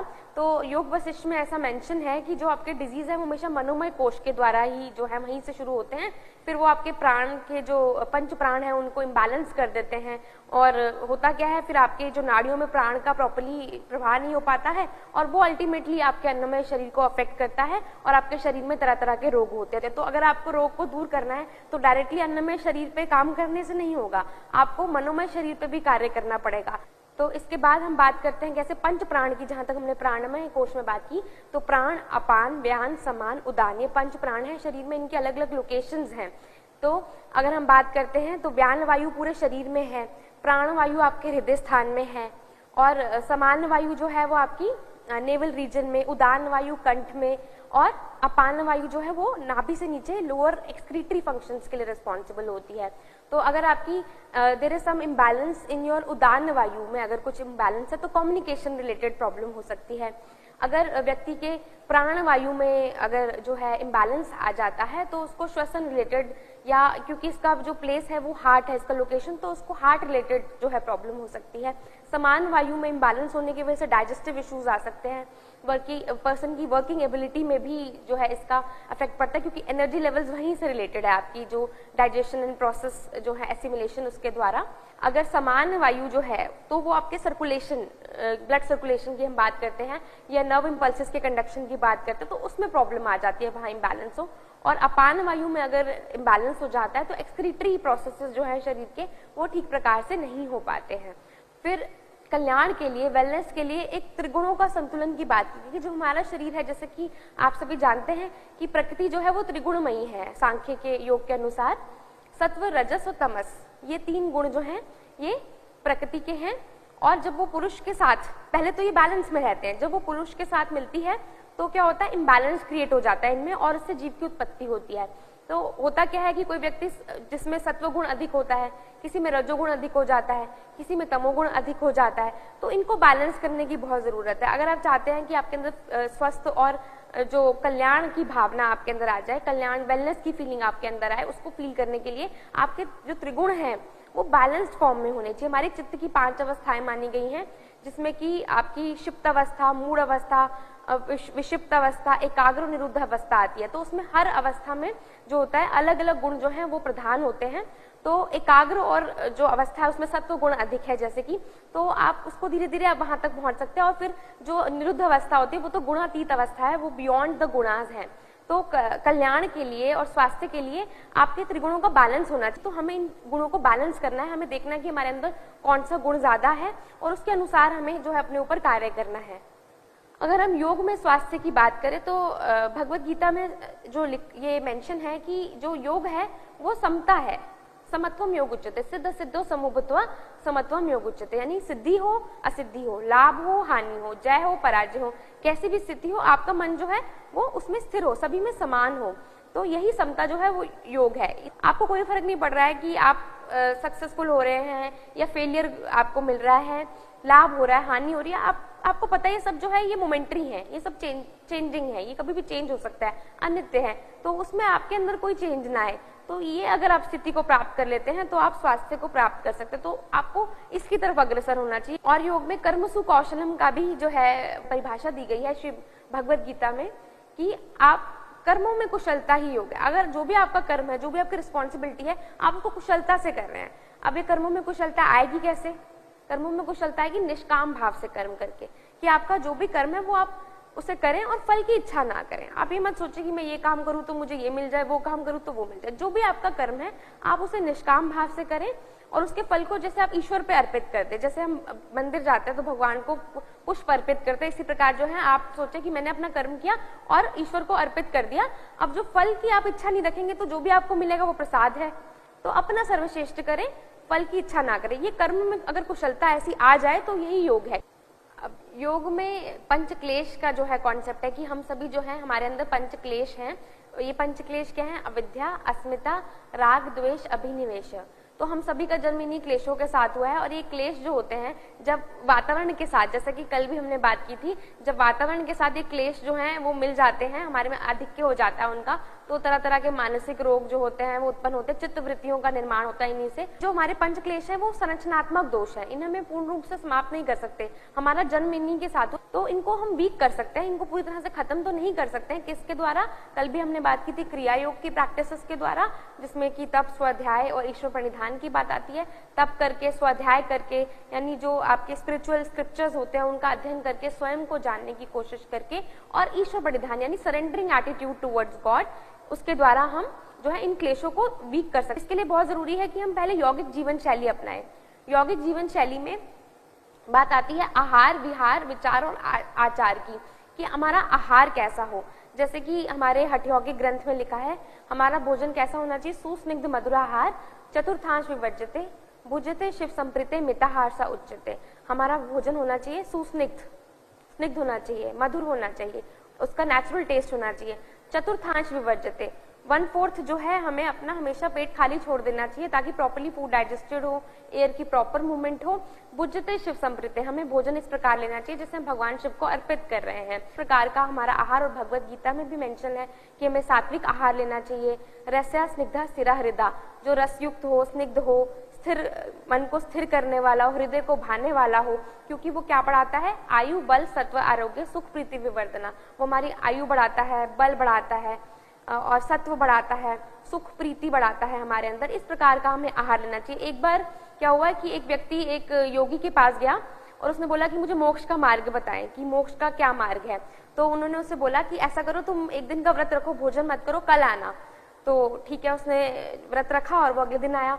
फिर उसने बोला कि मुझे गुरुजी जो है मोक्ष का मार्ग बताइए। उन्होंने कहा एक और दिन व्रत रखो। तो इस प्रकार 2-3 दिन उन्होंने प्रॉपरली उससे व्रत रखने के लिए कहा उस व्यक्ति को। और जब वो थोड़े दिन के बाद आया तो उसने खुद ही बोला कि जो भोजन है वही जो है ईश्वर है, वही ब्रह्म है, तो आहार जो है ब्रह्मन। तो ये बेसिकली इसका तात्पर्य है कि हमारे जो पुराने जो हमारे ग्रंथ है उनमें भी कहा गया है कि जो भोजन है वह स्वयं ब्रह्मा है और जो है उसका एसेंस विष्णु है और जो ले रहे हैं भोजन को वो जो है साक्षात योगी शिव हैं। ये हमारे जीवन में आहार का महत्व है। तो जैसा हमारा आहार होता है वैसे ही हमारा मन होता है। फिर बात करते हैं विहार की। विहार मतलब जनरली वैसे तो होता है walk, in Jainism and Buddhism it means walk, की चलना। और ऐसा माना जाता है स्पेशली इन जैनिज्म कि इंसान को हमेशा चलते रहना चाहिए, क्योंकि अगर वो कहीं पे रुक गया तो वहाँ पे वो उसकी आसक्ति वो अटैच हो जाएगा वहाँ से। तो वैसे भी अगर आप देखें कि चलना बहुत अच्छा उपाय है शरीर को स्वस्थ रखने के लिए भी, पर यहाँ विहार का जो अर्थ है वो रिक्रिएशनल एक्टिविटीज, क्रीड़ा, यानी जो भी आपके शौक है, हॉबीज हैं, वो इंसान को उसके लिए समय निकालना चाहिए। ऐसा नहीं है कि हम हर साल में एक बार बस जो है वो पिकनिक पर जा रहे हैं, वो विहार हो गया, या सिर्फ दिन में पूरे हफ्ते में आपने कोई एक दिन आपके पास समय निकला। रोज थोड़ा थोड़ा समय हमें अपने विहार यानी कुछ ना कुछ जो आपको पसंद है, चाहे आपको सिंगिंग पसंद हो, चाहे आपको डांसिंग पसंद हो, आपको कुकिंग पसंद हो, पेंटिंग पसंद हो, उसके लिए समय निकालना चाहिए। और रिलैक्सेशन के लिए भी, प्रॉपर विश्राम के लिए भी आपके समय होना चाहिए। विहार के अंतर्गत विश्राम भी आता है, प्रॉपरली रोज रेस्ट करना भी बहुत जरूरी है। आजकल के समय में लोग क्या कर रहे हैं, वो पैसा कमाने के दिन रात जाग रहे हैं, वो अपने लिए विश्राम का भी उनके पास समय नहीं, अपने लिए थोड़ा सा भी समय अपने लिए नहीं निकालते हैं। तो अगर इस प्रकार आप अपने लिए समय नहीं निकालेंगे तो भी आप शारीरिक रूप से, मानसिक रूप से स्वस्थ नहीं रह पाएंगे। और उसके बाद हम बात करते हैं विचार की। तो एक पॉजिटिव सोच होनी बहुत जरूरी है, एक सही विचार होना बहुत जरूरी है। नेगेटिव सोच जो है इंसान की वो उसे कहीं भी पहुंचा सकती है। इसके बारे में भी एक स्टोरी मुझे याद आती है। जब हम विचार की बात करते हैं कि एक व्यक्ति एक बार एक पेड़ के नीचे बैठा, तो हुआ क्या कि उसने कुछ सोचा कि हे भगवान अभी कहीं से पानी आ जाए, तो वो पानी आ गया। तो उसने सोचा कि अरे ये कैसे, जैसे ही मैंने इस पेड़ के नीचे सोचा पानी आ जाए तो पानी आ गया, तो ये जरूर कोई कल्प वृक्ष है। फिर उसने थोड़ी देर बाद सोचा कि भोजन आ जाए, भोजन भी आ गया। अब उसके मन में कुछ गलत विचार आ गया कि कहीं हे भगवान, डर आ गया कि कहीं से शेर तो नहीं आ जाएगा। तो शेर आ गया, फिर अब उस शेर को देख के वो डर गया। उसने सोचा कि कहीं मुझे खा तो नहीं जाएगा, तो वो उसे खा गया और वो व्यक्ति, उसकी मृत्यु हो गई। तो विचार जो होते हैं वो इतने शक्तिशाली हो सकते हैं। विचार जो होते हैं इंसान को हेवन और हेल दोनों कंडीशन उसके लिए जो है वो बना सकते हैं। अगर आपके सही विचार हैं तो आपके लिए किसी भी कंडीशन में आप जो है वो सुखी रह सकते हैं। अगर आपके मन में नेगेटिव विचार आ जाए, डर आ जाए, भय आ जाए, तो आप अच्छी से अच्छी कंडीशन में भी जो है दुखी रह सकते हैं। तो ये विचार की इंपॉर्टेंस होती है। इसके लिए एक तो आपको बहुत जरूरी है कि आप हमेशा पॉजिटिव सोचें। जब भी हमारे योग में कॉन्सेप्ट आता है वितर्क बाद में प्रतिपक्ष भावना, जब भी नेगेटिव थॉट आपके माइंड में आए तो आप उसको पॉजिटिव से सब्स्टिट्यूट कर दें, उसको चेंज कर दें, उसकी जगह पॉजिटिव सोचें। तो ये बहुत जरूरी है एक स्वस्थ जीवन के लिए कि आपके मन में सही विचार आए, पॉजिटिव विचार आए। और आचार, एक प्रॉपर रूटीन होनी भी बहुत जरूरी है। There should be a proper routine. एक डिसिप्लिन अगर आपकी लाइफ है तो ही आप हेल्दी रह सकते हैं, तभी आप हैप्पी रह सकते हैं। जैसे कि अगर हम रोज जो है अलग अलग रोड से जाते हैं, अलग अलग रास्ता अपनाते हैं, तो हमारा ध्यान हमेशा रास्ते पे ही रहेगा, है ना। बट होगा क्या, अगर हम एक ही रोड से रोज जाते हैं तो उस समय हम कुछ सोच सकते हैं, हमें पता है कि हमें इस रास्ते से जाना है। तो अगर आपकी प्रॉपर जो रूटीन होगी, प्रॉपर डिसिप्लिन होगा आपकी लाइफ में, तो आप कुछ कंस्ट्रक्टिव वर्क कर सकेंगे। अगर आपकी रोज ही रूटीन चेंज होगी तो आप उसमें ही लगे रह जाएंगे। तो प्रॉपर आचार होना बहुत जरूरी, प्रॉपर डिसिप्लिन्ड लाइफ होनी बहुत जरूरी है। तो ये यौगिक जीवन शैली के 4 पिलर्स हैं इंपॉर्टेंट, आहार, विहार, आचार, विचार, इनको फॉलो करना बहुत। इसके अलावा हमारे पतंजलि योग सूत्र में चित्त प्रसादन के जो है वो उपाय बताए गए हैं, जो कि मेरे फेवरेट हैं। मैत्री, करुणा, मुदिता, उपेक्षा नाम, सुख दुख पुण्य अपुण्य विषयाणाम भावनात् चित्त प्रसादनाम। अर्थात जो सुखी है उसका मैत्री का भाव रखे। इसका मतलब ये नहीं है अमीर गरीब, इसका मतलब है सबके प्रति मैत्री का भाव। सुखी व्यक्ति के प्रति आप मैत्री भाव रखें। और कोई दुखी है तो उसके लिए करुणा का भाव। करुणा सिर्फ ऊपर से दिखाने के लिए नहीं होनी चाहिए, एक आंतरिक करुणा का भाव आपके मन में होना चाहिए। कोई दुखी व्यक्ति है और कोई अच्छा कार्य करे तो उसे देख के प्रसन्न हो, मुदिता का भाव हो। जो पुण्य कर्म कर रहा है, आजकल होता है कि अच्छा काम करता है, लोग पहले उसकी टांग खींचते हैं कि अरे ये कैसे अच्छा काम कर रहा है। हमें खुश होना चाहिए और हमें भी अच्छा कार्य की तरफ तत्पर होना चाहिए, ना कि हमें ईर्ष्या और द्वेष की भावना रखनी चाहिए। और उपेक्षा का भाव, जो कोई गलत कार्य करे उसके लिए कंप्लीटली आप जो है उपेक्षा कर दें। उसकी उपेक्षा का अर्थ यहाँ पे ये है कि एक तो आप उससे दूरी बनाएं और दूसरा ये कि उसके बारे में बात भी ना करें, ज्यादा अधिक सोचे भी ना उस व्यक्ति के बारे में। तो ये चित्त प्रसादन तो बहुत जरूरी है। मैत्री, करुणा, मुदिता, उपेक्षा को अपने जीवन में अपनाएं। अब स्वास्थ्य जीवन और कल्याण के लिए जो हमारे अष्टांग योग के सिद्धांत हैं, जैसे कि यम, नियम, आसन, प्राणायाम, प्रत्याहार, धारणा, ध्यान, समाधि। तो जब यम और नियम की जहां हम बात करते हैं तो जो यम है वो हमारे सामाजिक डिसिप्लिन जो है उसके सार्वभौमिक सिद्धांत हैं कि कैसे हमें अहिंसा का पालन करना चाहिए। अहिंसा सिर्फ हमारे एक्शंस में ना हो, हमारे जो वचन है उनमें भी, बोलने में भी अहिंसा होनी चाहिए। हमें मीठा बोलना चाहिए और हमारी सोच में भी जो है, हमें सोच के भी हमें कुछ नेगेटिव नहीं सोचना है किसी के बारे में। और सत्य, हमेशा ट्रुथफुलनेस को फॉलो करना है। अस्ते, चोरी नहीं करना और फिर ब्रह्मचर्य का पालन करना, अपने सेंसेस पे कंट्रोल होना चाहिए। अपरिग्रह, कि चीजों को इकट्ठा करने की प्रवृत्ति, आजकल लोगों में बहुत ज्यादा चीजों को इकट्ठा करने की प्रवृत्ति आ गई, वो नहीं होनी चाहिए। हमें दान की तरफ बल्कि तत्पर होना चाहिए। अगर हमारे पास एक्स्ट्रा है तो हमें दान देना चाहिए। और इसके अलावा हम नियम की बात करें तो ये हमारा पर्सनल कोड ऑफ कंडक्ट होता है कि हमें शॉर्ट्स को फॉलो करना है, यानी शारीरिक और जो शरीर की एक्सटर्नल इंटरनल दोनों ही सफाई इसके अंतर्गत आते हैं। संतोष होना चाहिए, संतोष परम सुख है। कहते जो व्यक्ति अगर वो लाइफ में संतुष्ट है तो सबसे सुखी है। एक गरीब व्यक्ति भी जो होता है वो भी संतोष उसको पा सकता है, सुखी रह सकता है। और कई बार ऐसा होता है एक व्यक्ति जिसके पास सब कुछ है पर जीवन में संतोष ना, वो भी दुखी रहता है। तो तप जो है हमें करना आना चाहिए, जैसी भी परिस्थिति हो उसके हिसाब से रहना आना चाहिए। स्वाध्याय, खुद को जानने का प्रयास होना चाहिए। जितने भी हमारे स्क्रिप्चर्स हैं उनको पढ़ने की आपके अंदर इच्छा होनी चाहिए, अपने आप को जानने की कोशिश करनी चाहिए। और ईश्वर प्रणिधान, यहाँ पे क्रिया योग में भी ईश्वर प्रणिधान के बारे में बात आती है। इसी प्रकार जो अष्टांग योग में भी ईश्वर प्रणिधान, यानी ईश्वर प्रणिधान बहुत इंपॉर्टेंट है स्वस्थ जीवन और कल्याण के लिए। अगर आप सब कुछ ईश्वर पर समर्पित कर दें, सब कुछ ईश्वर पे छोड़ दे, सरेंडरिंग एटीट्यूड आपके अंदर आ जाए, तो वैसे ही आपको तनाव कोई रहेगा ही नहीं अगर आप सब कुछ ईश्वर पे छोड़ देंगे तो। इसके बाद आसन जो है स्थिर सुखम आसनम, वो शरीर को भी स्थिर करते हैं और सुख जो है, सुख स्थिति है एक, जिसमें आप कंफर्टेबल भी हैं और आप स्थिर भी हैं। और ये आपके शारीरिक मानसिक द्वंद्वों को दूर करते हैं। इसमें आप क्या करते हैं, प्रतन शिथिल्य अनंत समापत्ति, प्रतन की शिथिलता और अनंत समापत्ति के द्वारा आप एक ऐसी स्थिति पे पहुंचते हैं जहां कोई भी द्वंद्व नहीं रहता है। फिर प्राणायाम जो होता है वो बेसिकली उसमें आप श्वास के द्वारा मन को कंट्रोल करते हैं। फिर प्रत्याहार द्वारा आप सेंसेस को इन्वर्ट करते हैं। फिर धारणा द्वारा मन को कॉन्सेंट्रेट करते हैं और ध्यान तक पहुंचते हैं और समाधि तक भी पहुंच सकते हैं। तो समाधि तक तो फिर एक बड़ी यात्रा हो गया, पर अगर आप यम नियम आसन प्राणायाम प्रत्याहार धारणा ध्यान का अभ्यास करें तो आप स्वास्थ्य और जो कल्याण है ये उसके बेसिकली साइड बेनिफिट है। अगर आप अष्टांग योग को फॉलो करें तो इस प्रकार योग के सिद्धांत आहार विहार आचार विचार और चित्त प्रसादन के उपाय, मैत्री करुणा मुदिता उपेक्षा, अष्टांग योग जो है उनको फॉलो करके यम नियम आसन प्राणायाम प्रत्याहार धारणा ध्यान समाधि, तो इसके द्वारा आप जो है वो स्वास्थ्य और कल्याण की प्राप्ति अपने जीवन में कर सकते हैं। तो आज का जो है व्याख्यान सत्र हम यहीं पे समाप्त करते हैं। व्याख्यान सत्र का अंत जो है वो शांति पाठ के साथ।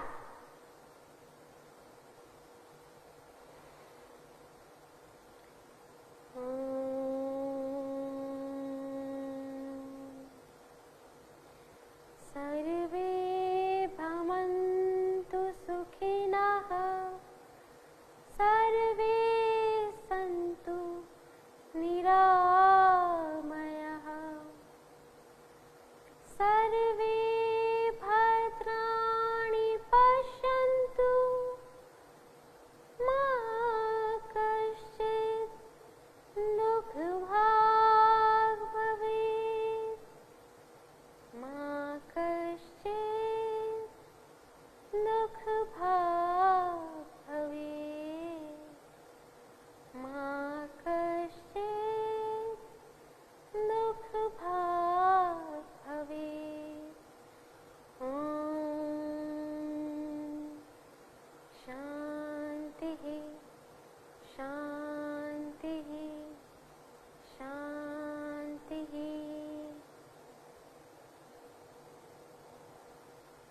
धन्यवाद। आपका दिन मंगलमय हो।